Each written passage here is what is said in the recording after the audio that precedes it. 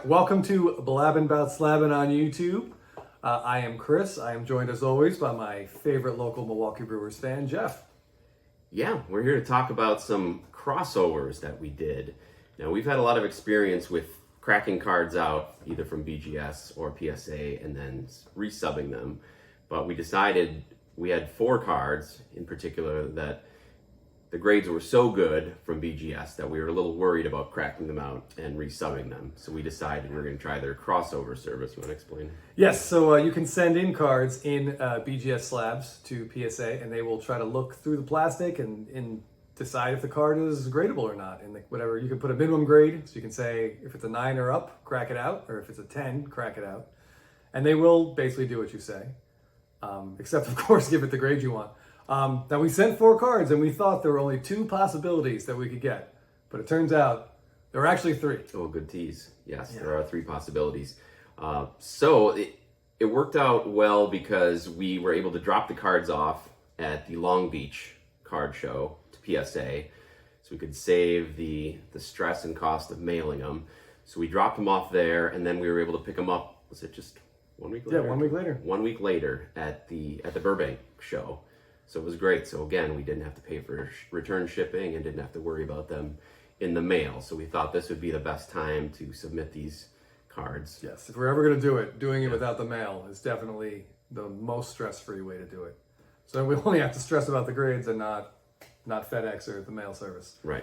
All right, so should we get right into this? Yes. All right, so the first card it's probably thought of as like the most beautiful Acuna rookie card, the best image. It's his Topps SSP had to update the white jersey batting. It's a fantastic card. Ours was a pure gem, so 4 9.5 subgrades. We looked at this thing really close. We saw no flaws whatsoever, and PSA said that we were wrong. I don't know what they saw exactly, but card still looks great to us. And so yeah. So this was the first one, and it was like a very quick 0 for 1. Anyway. Yeah. So the next card was a Juan Soto, and this was his Chrome Update Refractor from 2018, and these are numbered to, number 250, right? 250.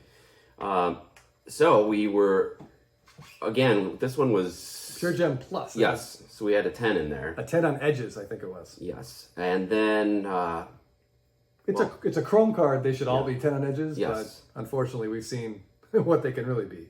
All right, and so PSA agreed. Yeah, this is just an absolutely gorgeous card. And Soto is such an interesting rookie from a collector standpoint. He came up later, so he doesn't have that many rookies. So his Chrome updates are some of his absolute best. All the refractors are numbered, well, except the pink.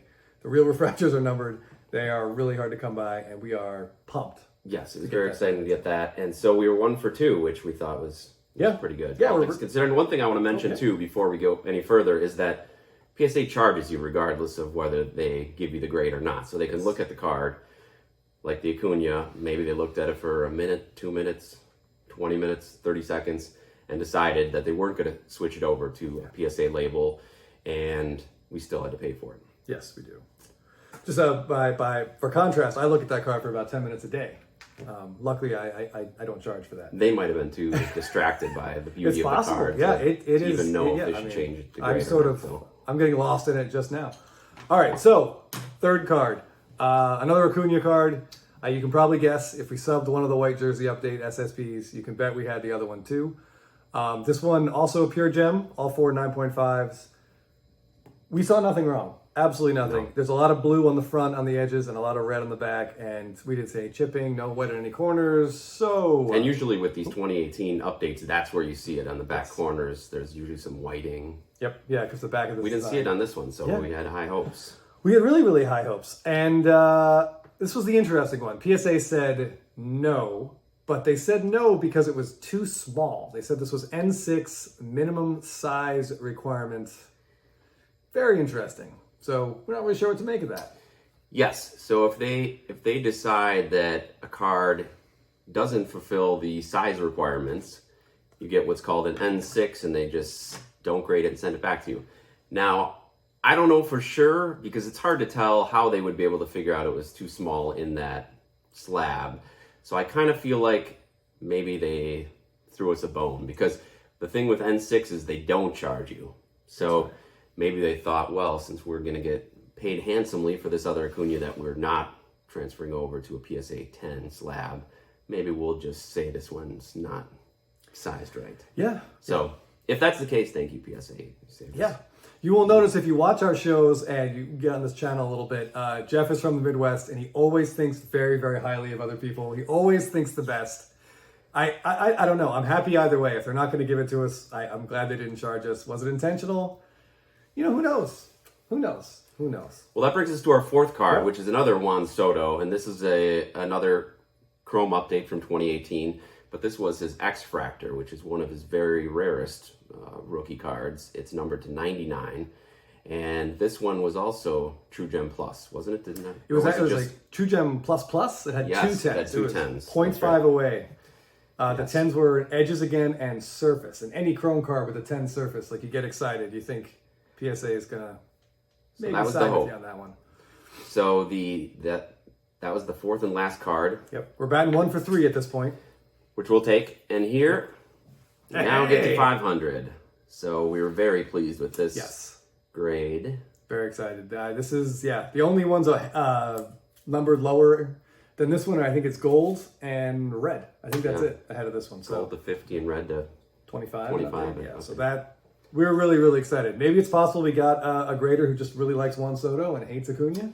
Or maybe it's a grader that likes Chrome cards and doesn't like paper cards because our 2 Chrome cards did cross over and the 2 paper ones didn't. It's too small of sample size to really know what happened, but in any case, we'll gladly take the 2 for 4. We'll definitely take it 2 for 4. And I will say, from an OCD standpoint, I'm kind of happy that each player slabs remain the same. So both Sotos were in 10s and the 2 Acunas stayed in BGS 9.5s just for the optics. I agree.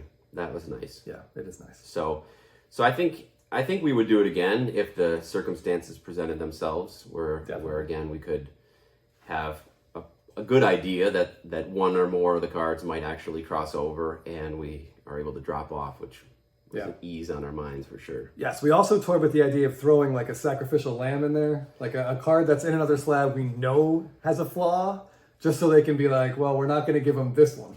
So we'll give them the other ones. Yeah. But it's kind of an expensive expensive, endeavor. Yeah.